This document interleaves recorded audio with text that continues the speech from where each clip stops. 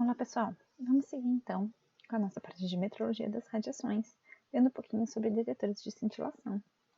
A utilização de materiais cintiladores para detecção da radiação ela é antiga, ela foi utilizada nas primeiras experiências com partícula alfa e se usava o sulfeto de zinco como material para cintilador. Hoje a gente usa muito o iodeto de sódio ativado com talho, principalmente porque a gente tem algumas características importantes nos nossos detetores da cintilação, que seria então em relação à transformação de toda a energia cinética da radiação incidente ou dos produtos dessa interação em luz detectável. Outra característica bem importante dos materiais cintiladores é que a luz produzida deve ser proporcional à energia que é depositada. Ela deve ser transparente ao comprimento de onda da luz visível que for produzir, para que não haja interferência na hora da gente fazer a leitura. E tem que ter uma boa qualidade óptica com índice de refração próxima do vidro, que é de aproximadamente 1,5.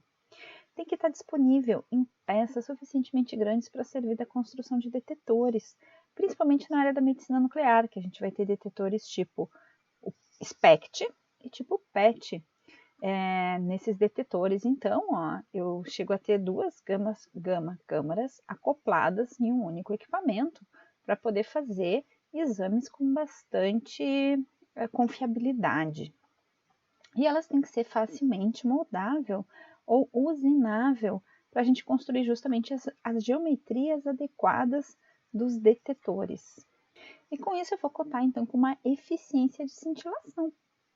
A eficiência da cintilação para um cintilador, ela vai ser definida como a fração da energia de todas as partículas incidentes que é transformada em luz visível. E existe uma série de interações da radiação com o material cintilador com transferência de energia. E a desexcitação que vai estar acontecendo, nem sempre ela vai ocorrer através da emissão de luz, mas ela também pode estar ocorrendo através da forma de calor. Então, a gente precisa avaliar justamente a questão dessa eficiência para que a gente consiga ter maior produção de fótons de luz. O mecanismo de cintilação, antes de falar do mecanismo de cintilação, aqui a gente tem uma imagem, né, que o meu paciente, ele recebeu na medicina nuclear a fonte de radiação, então é ele quem vai emitir os raios gamas que vão ser captados pelas gamas câmaras. E aí eu tenho um colimador. Em relação a esse meu colimador, ele é uma placa de chumbo perfurada com uma função de restringir o ângulo do feixe de radiação, porque a radiação ela vai ser emitida em todas as direções. E aí eu vou usar o colimador justamente para que aqueles fótons que são relativamente perpendiculares ao cristal possam interagir com o cristal. E os fótons que não estão perpendiculares ao cristal, eles vão ser absorvidos nessa camada de chumbo do colimador. E aí eu tenho o detetor, que então o meu detetor vai ser esse cristal de cintilação. Só que esse cristal de cintilação, ele vai me dar uma conversão em termos de sinal eletrônico muito baixa. Então, eu vou usar tubos fotomultiplicadores, diversos tubos fotomultiplicadores, para ampliar cada sinal recebido. E o meu mecanismo de cintilação em materiais inorgânicos vai depender do estado de energia definido pela rede cristalina do material. Então, dentro desses materiais,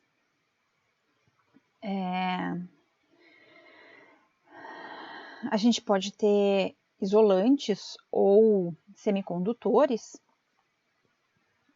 e aí a gente vai ter elétrons disponíveis na banda de valência, que vai representar todos os elétrons que estão essencialmente ligados a essa rede cristalina. E eu tenho uma banda de condução, que representa os elétrons que têm energia suficiente para migrar livremente através do cristal. Claro que tem uma banda intermediária, que a gente chama de banda proibida, porque é um local onde a gente não deve encontrar elétrons. Mas a gente vai ativar essa banda proibida com determinadas substâncias, né? Na verdade, a gente vai introduzir substâncias nesse cristal e mesmo que em quantidades bem pequenas, né? E aí eu vou criar esses sítios aqui na rede cristalina, dentro dessa chamada banda proibida, que é justamente aonde eu vou conseguir fazer, então, a cintilação. Isso vai acontecer porque esses elétrons aqui da banda de valência, eles vão receber energia de radiação. E essa energia ela tem que ser suficiente para que os elétrons dessa banda de valência venham ocupar os níveis de energia criado pelo ativador, né? Então, os elétrons vão passar para esse nível aqui. E quando eles se desexcitarem e retornarem, então, aos níveis de valência, os elétrons vão emitir uma energia referente à diferença dos níveis, só que daí na forma de fótons, né, que são propagados por essa estrutura cristalina. Então, a produção dos fótons ela vai ser proporcional à energia da radiação, e a eficiência da detecção vai variar com a radiação e o material que está sendo utilizado como cintilador. Claro que não adianta eu ter só esse material, como eu falei para vocês, o sinal aqui ele vai ser muito fraco, por isso eu vou precisar de um tubo fotomultiplicador ou de uma fotomultiplicadora. Então aqui nesse desenho aqui, a gente tem um esquema do cristal cintilador, aqui a gente tem, nessa imagem a gente tem o iodeto de sódio dopado com talho, que é onde vai estar acontecendo então a minha cintilação. Eu tenho na minha fotomultiplicadora um fotocátodo. E esse fotocátodo, ele vai ser acoplado então ao detector onde ocorre a cintilação, e ele é responsável por transformar os elétrons em sinais luminosos originados pela interação com a radiação. Daí aqui, os fótons produzidos no cristal pela interação de uma partícula são poucos, são centenas. A gente precisaria de milhares para conseguir ter um sinal que nos desse uma resposta positiva, uma resposta significativa para a formação de imagem. Então, como esse sinal ele é muito pequeno, o número de elétrons produzidos originalmente pelos fótons no fotocátodo vai ser multiplicado por esse conjunto de dinodos que existem aqui na fotomultiplicadora. Então, esses dinodos eles estão arranjados de forma que um elétron que saia deste dinodo aqui, ele vai ser acelerado em direção ao próximo dinodo e vai ganhar energia. E quando ele colidir com a superfície do próximo dinodo, ele vai arrancar um número maior de elétrons. E esses aqui vão ser atraídos, então, para o próximo estágio e vão ser novamente, nessa colisão, arrancar mais elétrons e aí a gente vai ter um aumento significativo do número de elétrons até eles chegarem aqui no nosso anodo, no anodo da fotomultiplicadora. E com isso a gente vai conseguir uma multiplicação em um fator de 10 na 5 a 10 na 6, produzindo então de 10 na 7 a 10 na 9 elétrons, que vai dar uma carga suficiente para gerar um pulso de tensão para ser coletada então aqui no anodo, né, de cada uma das fotomultiplicadoras. Existem centenas de fotomultiplicadoras em uma gama-câmara. Eu recomendo vocês darem uma olhada nesse site aqui. Nesse site, ele tem um vídeo de 8 minutos, 9 minutos no máximo, que vai explicar o funcionamento da fotomultiplicadora. Então, ele explica o funcionamento da fotomultiplicadora, só que ele não tem um cristal acoplado para trazer explicar o funcionamento. Na verdade, a fotomultiplicadora ela não é um dispositivo específico da medicina nuclear, ela vai ter diversas aplicações na área da física, né? E aqui, então, seria uma das aplicações voltadas para essa área da medicina nuclear, que é a nossa área de interesse. Até porque um dos materiais que a gente mais vai estar utilizando é esse iodeto de sódio dopado com talho. Ele é um dos materiais mais utilizados até pelas características de resposta à radiação, pela facilidade de obtenção do cristal em peças grandes e pela praticidade da gente conseguir dopar ele com o talho, né? E além da capacidade de produção de luz visível, ele vai responder linearmente num grande intervalo de energia para os elétrons e para o raio gama. Claro que no caso da medicina nuclear, a gente vai trabalhar muito com a radiação gama mesmo, porque esse iodeto de sódio, ele é um material altamente higroscópico, ou seja, ele pode ser deteriorado rapidamente com a umidade. Então, para que isso seja evitado, ele vai ser encapsulado, e normalmente ele é encapsulado com alumínio. Nesse encapsulamento, o detector vai perder a capacidade de absorver os elétrons, justamente porque os elétrons vão ficar freados nesse alumínio, eles vão ser absorvidos no alumínio e não vão conseguir atravessar, então, para chegar no detetor.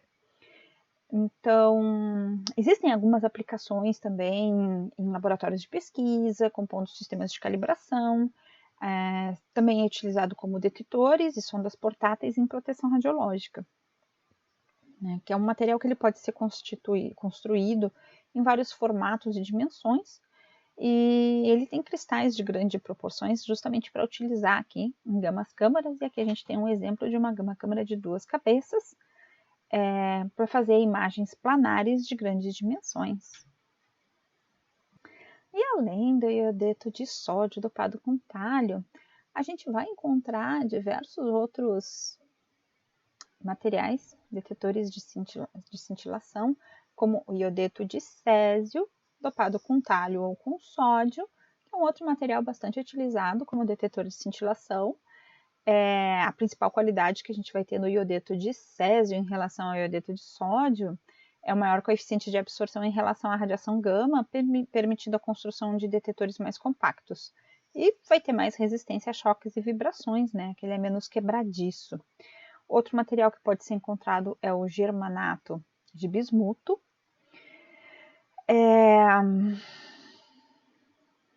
Ele tem o bismuto tem um número atômico elevado e faz com isso com que esse detetor ele tenha maior probabilidade de interação por volume entre os mais comumente utilizados. Ele é um cintilador inorgânico puro e ele não necessita, então, de um ativador para promover o processo de cintilação. E ele tem mais resistência à umidade. Entretanto, ele tem uma baixa produção de luz. Vai ser cerca de 10 a 20% da produzida nas mesmas condições por um iodeto de sódio. E o seu custo, ele é o dobro ou o triplo do custo de um iodeto de sódio. Então, o iodeto de sódio acaba sendo mais utilizado.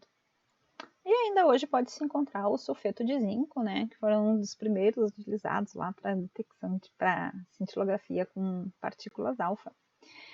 Mas também vão existir cintiladores orgânicos, que podem ser, inclusive na forma líquida, né? A gente vai ter detetores de cintilação na forma líquida. Mas eu acho que esse exemplo aqui do que a gente usa para medicina nuclear, ele já nos traz uma boa ideia de como a gente pode estar usando, então, por exemplo, um detector de cintilação. Até porque isso vai estar relacionado com a qualidade da imagem. Que os fatores que vão determinar a qualidade da imagem na medicina nuclear, além da resolução do colimador, vai ser justamente a resolução intrínseca relacionada ao cristal e à fotomultiplicadora, no que diz respeito à sensibilidade às radiações, já que depende do fato de que as projeções das radiações são perpendiculares ao cristal